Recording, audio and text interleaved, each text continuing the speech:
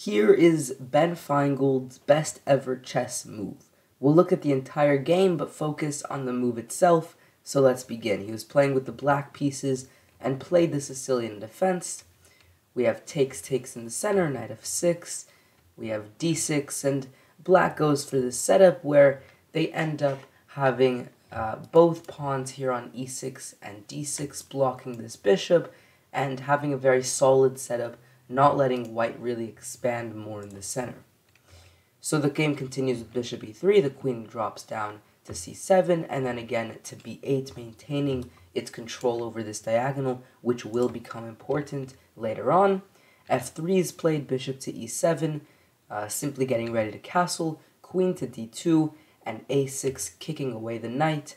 And now, instead of trading the knights, knight to e5, centralizing the knight, making it a very strong piece, and this comes with tempo with an attack on the bishop. So the bishop drops back, and now d5, which is a very multi-purpose move. It opens up this bishop. It will perhaps in the future have the ability to open up this bishop. It opens up this diagonal. It offers a trade and hopes to weaken the control in the center that white has. And if you don't take with the pawn, the alternative is to take with the knight, in which case your knight improves. So just a beautiful move to give yourself some nice advantage. Now here, white would like to avoid this trade because then black will be left with a double bishop advantage, which brings white to play the move bishop to g5.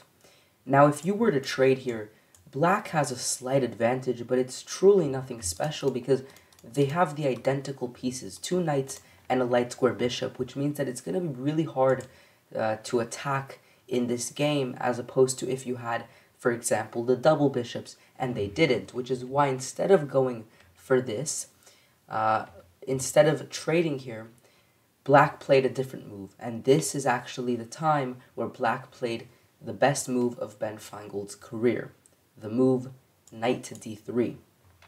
Now what makes this super special is that there's not even a pawn here, which really asks the question, why would he even consider this move? It almost seems like he considered every single possible move, because, you know, moves like knight to f3 are at least a little bit more reasonable because there's a pawn there, but what would draw his attention to looking at knight d3? And the truth is there's actually a lot of logic to that, and the idea is he looked at the move bishop b4, which would have won the queen if c3 were not an option. He also looked at the fact that he could have won the bishop if the queen was not defending it.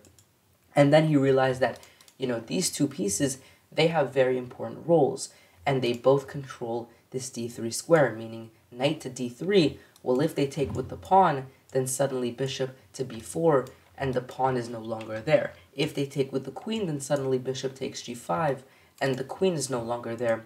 And here you're not up material, but you have the double bishops, and now you're actually fighting for a more serious advantage. And then the only question is, well, what happens if they take with the bishop? And this is kind of when you have to realize their king is in the center, your queen is opened up on this diagonal, and you have this beautiful queen to e5 check.